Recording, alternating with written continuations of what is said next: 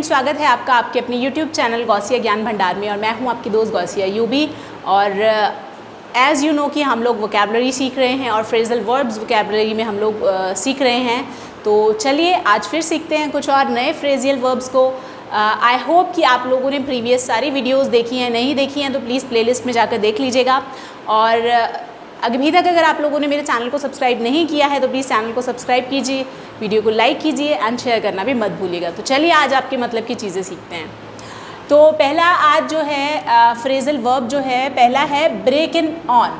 Okay, तो इसका मतलब होता है खलल डालना।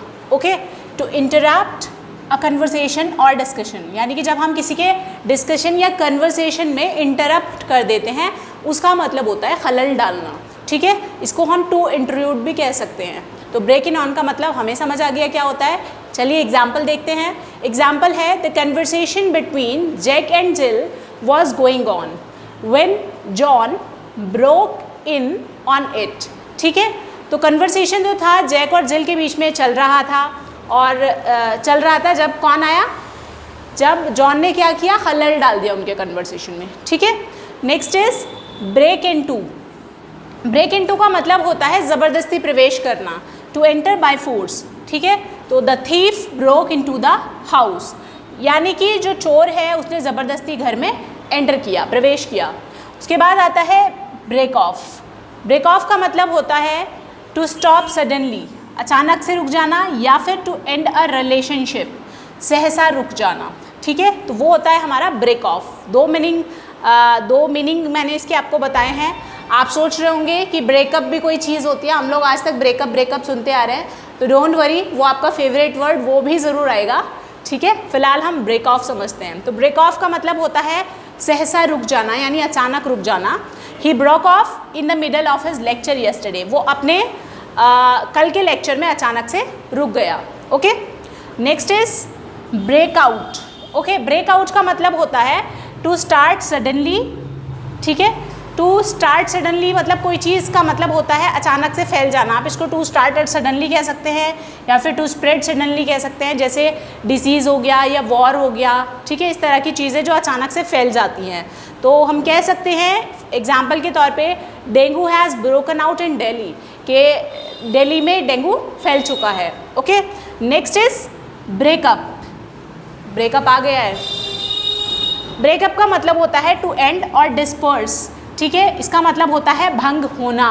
आप कहोगे हमने तो रिलेशनशिप वाला ब्रेकअप सुना है, तो उस पर भी चलते हैं, दोनों ब्रेकअप का मीनिंग समझाते हैं। पहले इस ब्रेकअप को समझ लेते हैं। ठीक है, एग्जाम्पल है seeing the police the crowd broke up, यानी कि पुलिस को देखकर क्राउड जो थी वो भंग हो गई, यानी तितर बितर हो गई, इधर उधर चली गई। फ्रेंड्स, एक ब्रेकअप आपको पता चल गया है। अब चलते हैं जो आपका वाला ब्रेकअप है।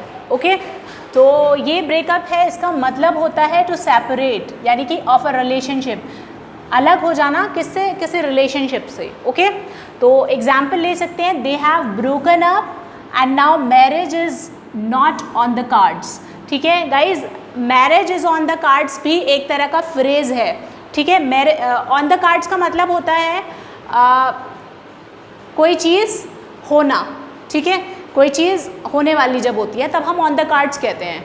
तो अब हमने यहाँ पर यूज़ किया नॉट ऑन द कार्ड्स, तो कहने का मतलब है कि उनका ब्रेकअप हो गया है and now marriage is not on the cards, यानी कि अब शादी नहीं होने वाली है। Okay, so I hope guys ये सारे फ्रेजल सीखने में आपको मज़ा आया होगा, आप लोगों को ने एंजॉय किया होगा इस वीडियो को, एंड आप लोगों को ये इजीली याद हो जाएंगे बिकॉज बहुत ज़्यादा इजी हैं। अगर आप एग्जाम्पल को ध्यान में रखेंगे तो इजीली याद हो जाते हैं। और साथ ही साथ जो तरीका मैंने बताया हुआ है कि आप लोग प्लीज़ इसको जो है अपनी लैंग्वेज में यूज़ कीजिए। जब तक आप लैंग्वेज में यूज़ नहीं करेंगे तब तक आपको जो है ये हमेशा के लिए याद नहीं रहेंगे।